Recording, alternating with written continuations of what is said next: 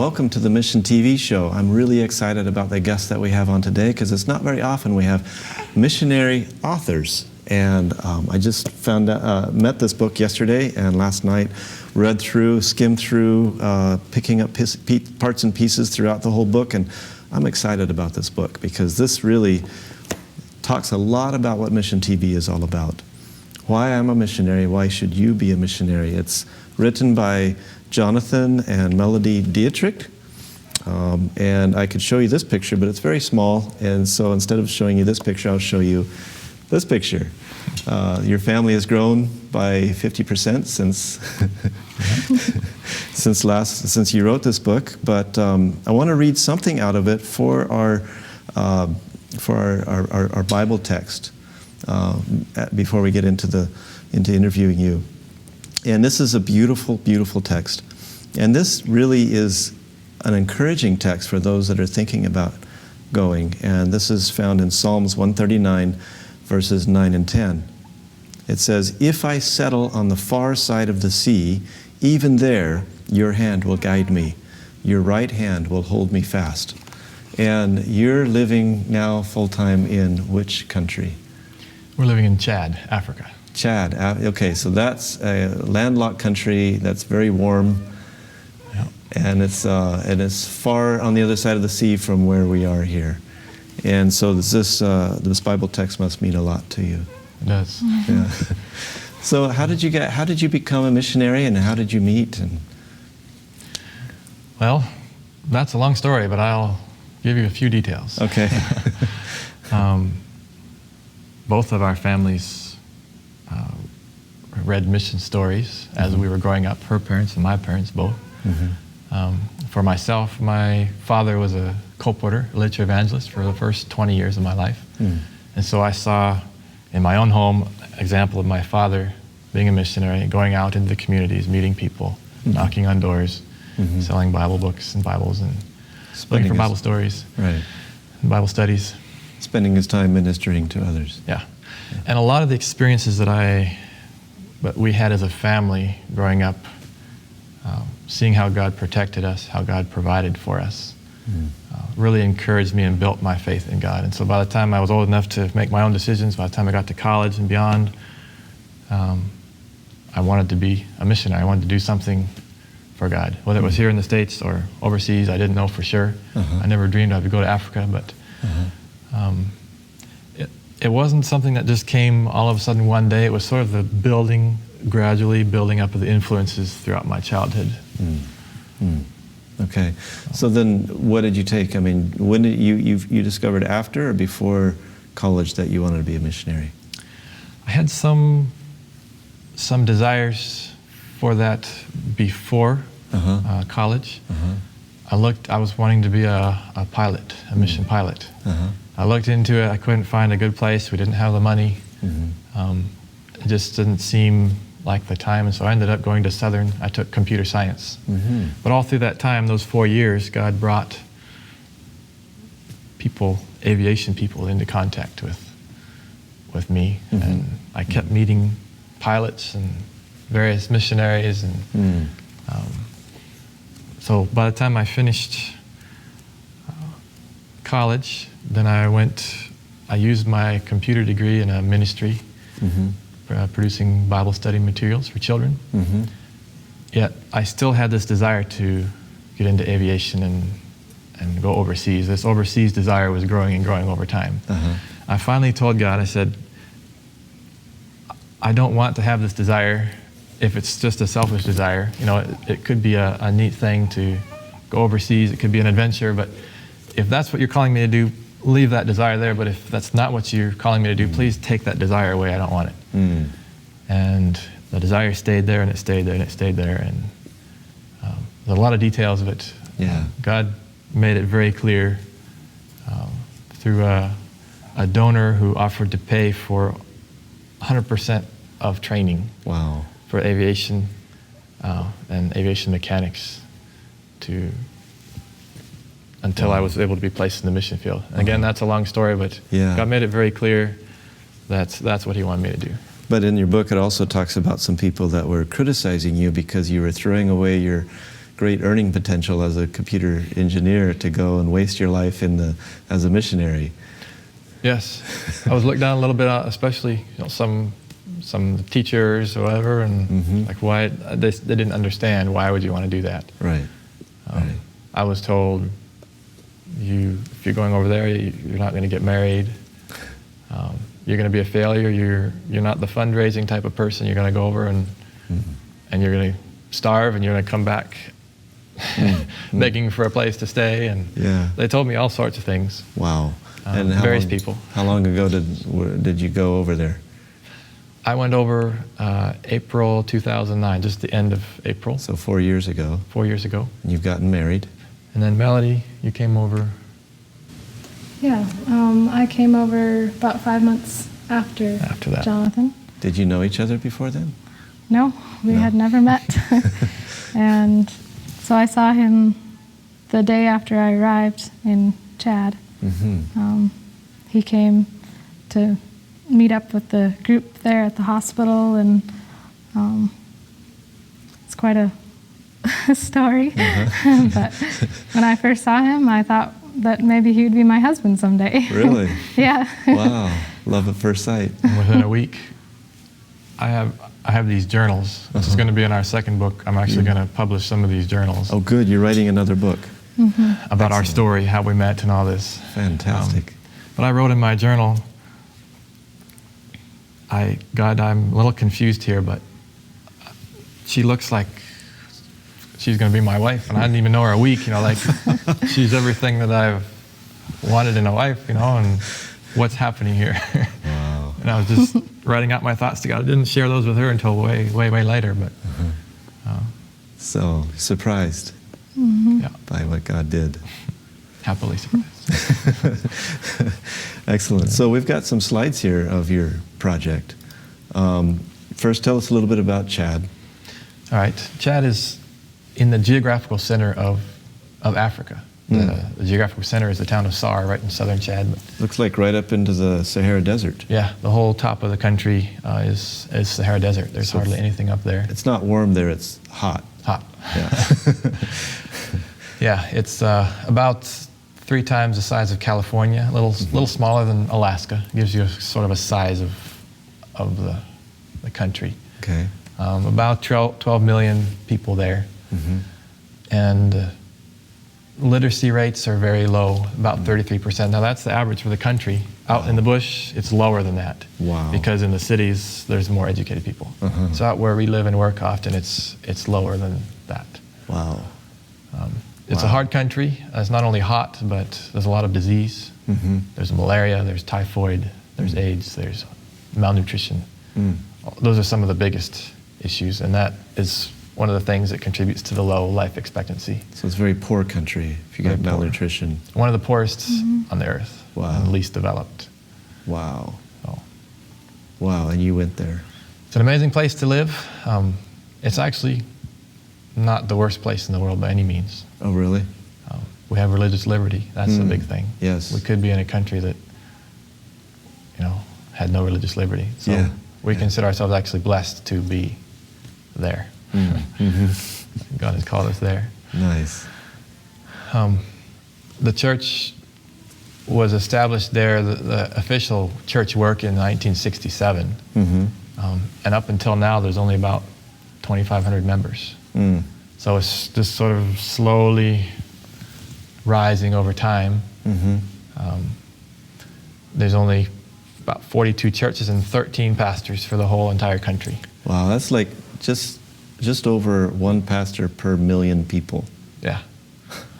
And probably, I don't know exactly, but a bunch of those pastors are based in the population centers, N'Djamena or Mundu. And so there's even fewer, it's not evenly distributed throughout the country. Okay. Wow. Amazing. So the churches are in the cities mainly also? There's a number of churches in the cities, but there's also some that are more rural. Okay. We'll talk later about some of the church building projects, but the next slide shows that's the outline of Chad. You can see the Sahara Desert up there, the mountains up in the north. N'Djamena, the capital, is about here. Pretty much north of there is the desert. We live down about here. Oh, in the green area. In the green area, it's green for about a third of the year. The rain falls for about a half of the year, and then the other half, it looks like this. It's just brown and dusty for about half the year. Wow. Don't get any rain. So. Amazing. So this is your house. There's where we live. Nice. You can see we have solar panels. So we do have some modern conveniences. We have a Vitamix. Really? We can run off our batteries. And, wow. So then does this roof ever leak? It does. Yeah. That's actually a new roof. We had issues with it leaking, and now it only leaks in 3 places. One is over the kitchen sink, so that's a good place. One is over a place that's easy to clean up, and only one is over the bed. So we scoot over when it rains at night. So, okay. Oh, a Cadillac. Cadillac. Yeah, there's not a lot of development there. How many people own cars? What percentage of people own cars? Oh, in our village I think there's like 60,000 people in the general area. It's a fairly large village. There might be 3 pickup trucks to choose from if I want sand or gravel delivered, and maybe 1 or 2 big trucks, and I don't know of any cars. Really? So mostly motorcycles. Like every family has a motorcycle, or? Every family has most families each have a pair of feet.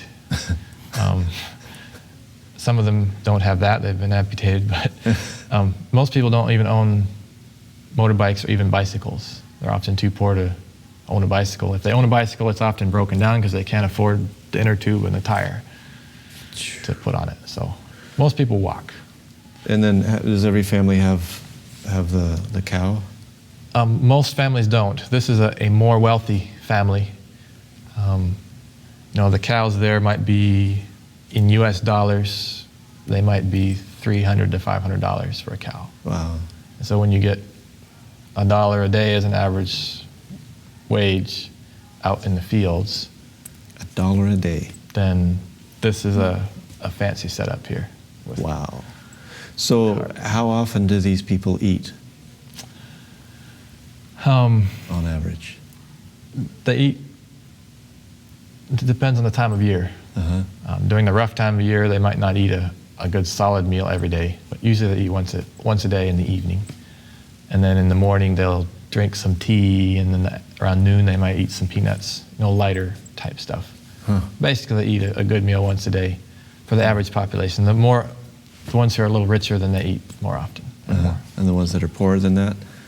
They eat less, or sometimes the kids will go around we've seen them with a bottle of dry, like uncooked rice. They're soaking it in water and then chewing on that. Really? Oh, yeah. And with mangoes, green mangoes, they'll pick them off the trees and crunch down on them before they're ripe at all. Because they're so hungry. And they the can't mangoes come at the hardest time of the year. So we're thankful for that, because I think it saves a lot of people's lives. Wow. So you don't get ripe mangoes very often? No, about 3 months of the year. Yeah. We get mangoes. But We're very happy for that. Do you ever eat a ripe one? Because if they're that hungry. Yeah, there are a lot there. They're plentiful. Okay, Yeah. great, excellent. Okay, wow. These are your kids. Some of the neighborhood kids, do you want to? Yeah, this is probably at Dobgay, where we've been doing a Brant Sabbath School. And as you can see, the kids there, not very well washed and kept. Very dusty. The kids just run around. Often the parents will be gone out in the field all day, and the kids are running around here. And then you can see the one girl there, she's holding a baby. Where's that? The baby's kind of hidden, but that's very common, unfortunately. The mothers have to work in the fields, and they leave their babies home with little kids, and then all day, instead of the babies nursing, they get rice soaked in water or something that keeps them alive, but then they often get very malnourished and sick from the dirty water. So what's the child mortality rate there? I'm not sure exactly, but they don't really expect all their kids to live, I guess, up to age 5, they sometimes try not to get attached because they expect a That'll lot probably of deaths. die. Wow. Yeah, it's really hard. Maybe 30%, I don't know. But if I were just to think about what I see, maybe like 30% Die. yeah. Wow. So if you had 6 kids, you'd just expect at least 2 of them. Yeah. That's very They common. try to have lots of kids. Wow. Fill in the gaps. Okay, so here's your airplane. Yes, we've been working with Gary and Wendy Roberts, and this is the airplane. Mm-hmm. I've been doing flying with him and some on my own. This is a village that's fairly remote. During the rainy season, the surrounding area is wet and you can't get trucks in and out. There's another missionary couple living there that sometimes need supplies or medical help, and the airplane can go in there and land even in the rainy season. So you bring supplies. Yeah. Okay. And Wow. that's the same place, but right after we landed, it's a big attraction. It seems like in the more remote villages, there's more people are interested in coming seeing the plane. It's more rare for us to land there. Do you then talk to them, or is it a different language, or? If they're in school, they'll know some French, the older kids. So they'll say, hi, how are you? What is your name? Sometimes they know a little bit of English. They say, what is your name? And so we talk to them a little bit. Mostly just smiles and pats on the back or whatever. So what language do they speak natively there? I don't know in this particular village. There's a lot of different languages then. Every 20 miles that way, 20 miles this way, it's different tribal languages. So Wow. there's Mariba, there's Gumbai, there's Nanjere, there's others. Wow. They're all completely different languages? Completely different languages, yeah. Really? And there's, just like in French and Spanish, for example, there's some words that kind of overlap or sound similar. There's that among the tribal languages, but for the most part, they're different. Are you in the West Central Africa Division? West Central Africa. Okay, because I just learned that this has the largest number of different languages in the world of any division. The second one is the Southeast Asia, but this has like almost 2,000 different languages. Wow. So I can believe it. Yeah. still a lot of work to do. I mean, Jesus says that the gospel shall be preached to every nation, kindred, tongue, every language. And the problem in Chad and other places is a lot of these are, what do you call them, nomads. And so the typical traditional way of reaching people has been you build a clinic and a hospital and you set up a base and you reach the people. But how do you reach a group of nomads that travel? If you look at the list of people groups in Chad that are unreached, almost 100% of them are Arabic. And a lot of the Arabic are nomadic. And people haven't figured out exactly how to reach those nomads yet. And nobody's gone to live with them and travel. Yeah. I know a guy that could do that. We met him in Washington this summer, and he's biking all the way across the country. Wow. And he says that, I think one of his quotes was something like, some people choose the tent, I chose the road as my home. So someone like that would. Okay, this looks like Melody, the one standing up. Yes. This is one of the things I enjoy doing. I'm a nurse, but while working at the Berry Hospital, a dentist came and I took the opportunity to learn from him. And so I've done some dental work, pulling teeth, giving the anesthetic out in villages, mostly at the hospital. Patients come and get their rotten teeth pulled. And then they're very appreciative of that because it takes away the pain. Very good, very good. You still do that now? I was doing it not right before we came back to the States, but several months before I was still doing it once a week. This is so classic. I mean, this is like a classic photo. What's going on here? This is a Sabbath school. They call it a branch Sabbath school, not because we meet under the branches, but we've been doing a variety of these. Our team is doing these. We just go to a village. Maybe Melody and I will choose one. Gary and Wendy will choose another, and other volunteers will choose another, and then we'll go out and give a felt story, a Bible story, and sing songs, and just greet the children. And when we're done, we go home. Wow. It's a start, and sometimes these will actually turn into a church plant. Really? So, like in Dobgay, this is how it started. I was meeting under a mango tree. Wow, that's beautiful. There's some of the kids. That's of course, inside it's so the- hot. Yeah. But they like the shade. The problem comes in the rainy season. Does it rain pretty hard when it rains? Yes, it does. It can rain very hard. So the tree doesn't quite do it. Doesn't quite do it. Yeah. Wow. This is the rainy season. This is the rainy season. The lowlands, that's actually a rice field. They grow Okay. rice there in the rainy season. And he's pushing his motorbike through there. Pushing the motorbike, which has died because it got water in the engine. And the other motorbike's up there. And yeah, this is the trip that Melody and I took to a village to build a one-day church. Okay. And we've built, I don't know how many so far, I think close to 15 or maybe more than that now, one-day churches. And we found that with everything else going on, with the flights and construction and other activities, we can't keep up with everything. So we've trained a team of locals. I'll just briefly explain this one. Okay. This team, any one of those doesn't have what it takes to put up a one-day church. But this guy, this is my brother Joshua, he came and helped with these guys, get them going. This is a guy who we can give him money and he knows how to record the finances, and he does basically logistics. He'll arrange for transportation, and he does really well at that. But he doesn't do good at other things. This guy, he's illiterate, he can't read or write, but he's really good with his hands. So if you show him how to put up the one-day church, you show him each step, how to do it, you only have to show him like once, and then, okay, he's got it. And now he can teach somebody else. Okay.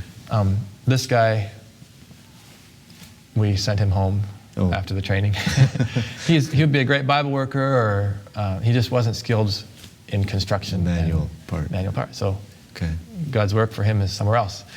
This guy over here, he knows the mathematics. He knows how to figure out the hypotenuse of a triangle and the angles and all that. He knows how to make it square. And so all of them together, God helped us find this team that could really work well together. And so now we can be doing other things, and we can send them off, and They can build a one-day church. they build a one-day church. So the one-day church works well in Africa then.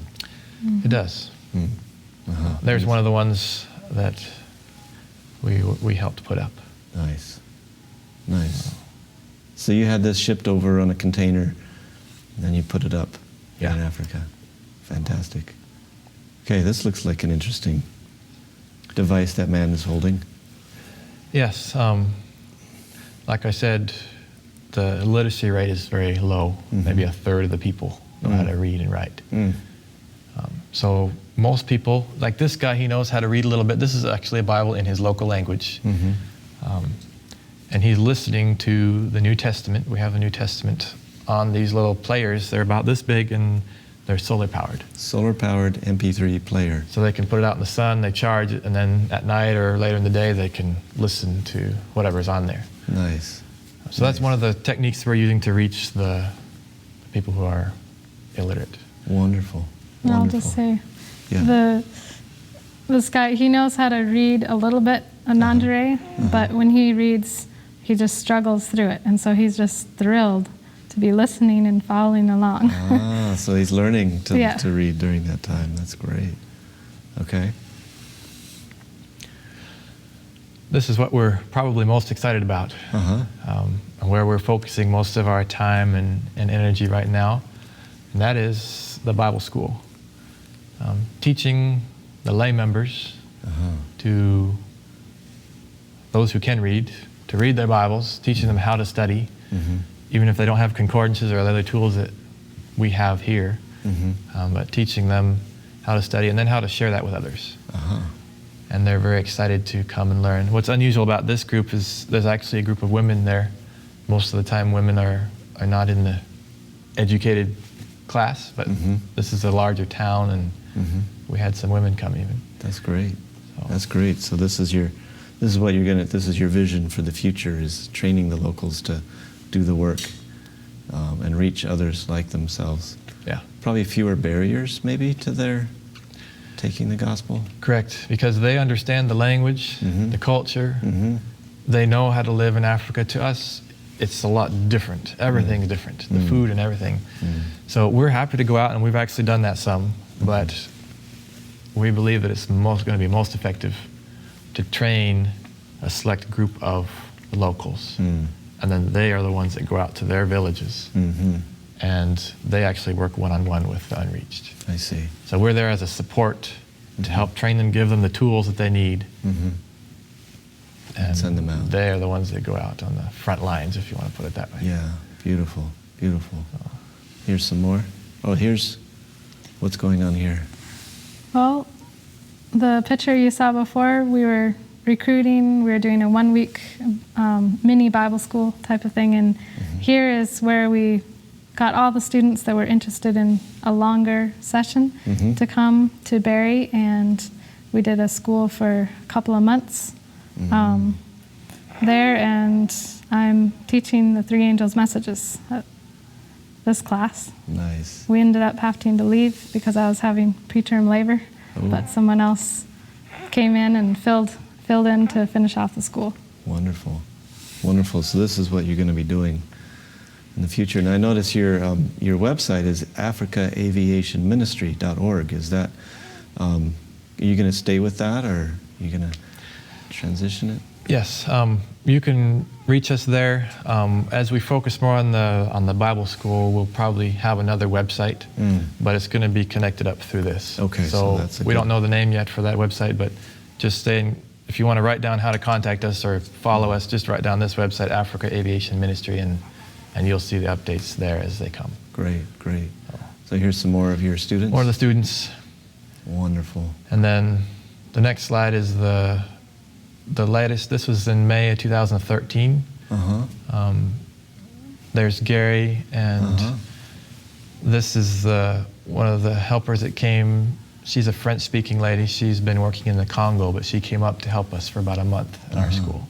So this is your graduating class. That's the graduating class. I think there were 21 students that Praise the graduated. Lord. You had 13 pastors, and now you got 21 Bible-trained graduates. Yes, they've gone through a 2-month course, and we've been praying that when we come back, we're going back in about a month back to Africa, and we've been praying that at least some of these, if not all, but some of these will be faithful in practicing what they learned, and that when we go, we'll find at least some small groups of believers when we come back. Praise the Lord. Praise the Lord. So.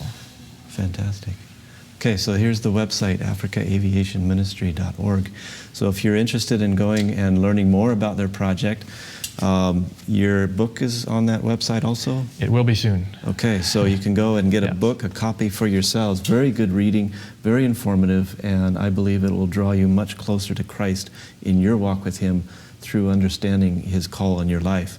Thank you so much for Jonathan and Melody for being with us. It's been a pleasure to have you, and we look forward to talking to you again. I hope that we can do a whole show talking about your book and what's in there, because there's a lot of meat in there.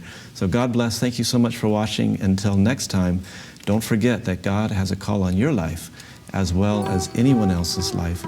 And to fulfill that call brings the greatest joy both now and in the future and for eternal life. So God bless you until next time. Thank you for watching the Mission TV show.